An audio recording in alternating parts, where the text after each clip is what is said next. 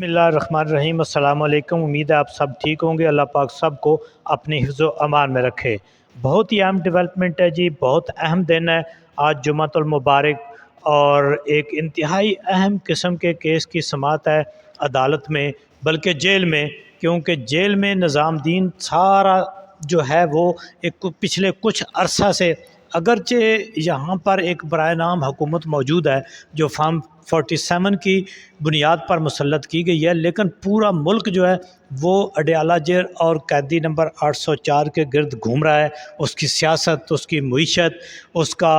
اسلامی اقدار اور ہر چیز جو ہے اس کی ویلیویشن وہاں سے ہوتی ہے، اور تمام تر رہنمائی وہاں سے آتی ہے، کیونکہ عوام جو ہے وہ اپنی رہنمائی اور اپنا جو لیڈر جس کو سمجھتے ہیں اسی سے لیتی ہے۔ تو اس طرح سے پورا نظام دین جو ہے اس کو بھی بالآخر وہاں پر کسی بھی جو قومی معاملہ ہے اس کے حل کے لیے بالآخر قیدی نمبر 804 کے پاس حاضر ہونا پڑتا ہے۔ تو اسی طرح القادر کیس ٹرسٹ، جب کہ تمام باقی جو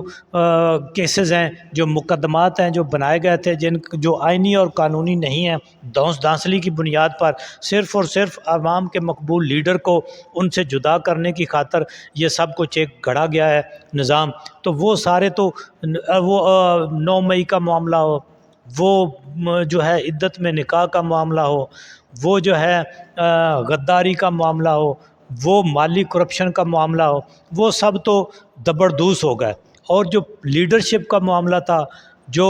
عوام کی مقبولیت کا معاملہ تھا، وہ 8 فروری کو عوام نے بتا دیا کہ ان کا مقبول لیڈر کون ہے۔ تو اس طرح سے یہ ایک بہت ہی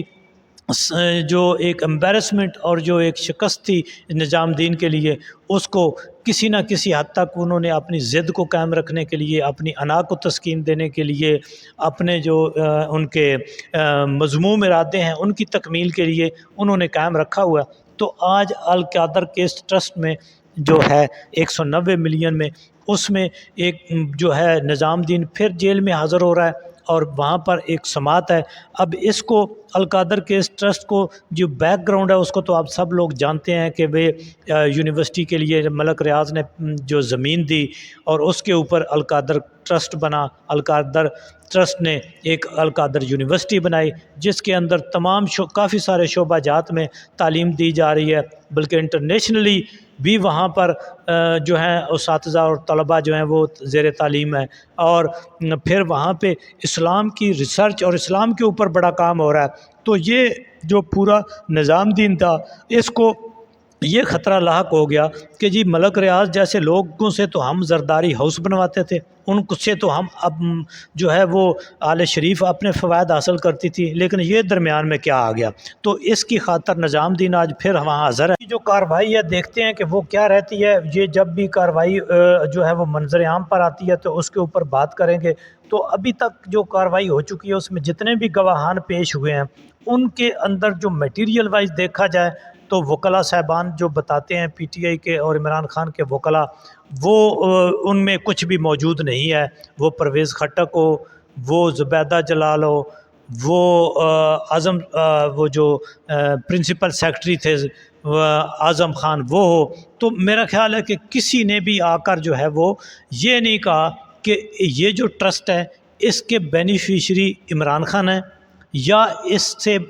جو اکنومیکلی کوئی فائدہ جو ہے وہ عمران خان نے حاصل کیا ہے۔ کیونکہ دیکھیں ٹرسٹ جو ہے اس کے اندر تو کوئی اس کا مالک نہیں ہوتا، وہ ٹرسٹی ہوتا ہے۔ تو عمران خان اور بشریٰ بی بی یہ ٹرسٹی ہیں، اور اس کے یہ جو آئین ہے، یعنی جو وہ ایک مسودہ ہے وہ اس کا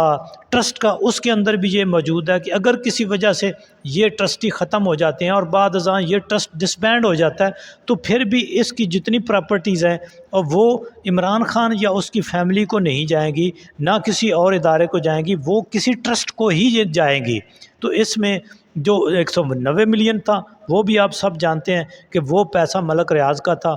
انٹرنیشنلی وہ اس کے اوپر وہ بین ہوا تھا، فریز ہوا تھا، پھر وہ کیس جیت گئے ملک ریاض اور وہ ڈی فریز ہوا، اور وہاں سے پیسہ جو ہے وہ ملک ریاض کے کہنے پر جو ہے وہ سپریم کورٹ کے جو اکاؤنٹ میں آیا، اور وہاں سے گورنمنٹ آف پاکستان اس کا کچھ حصہ جو گورنمنٹ آف سندھ کے نام تھا اس کے ذمہ تھا، وہ وہاں چلا گیا، اور باقی جو ہے اپنے گورنمنٹ جو مرکزی گورنمنٹ تھی اس کو چلا گیا. تو دیکھتے ہیں جی آج کیا کارروائی ہوتی ہے.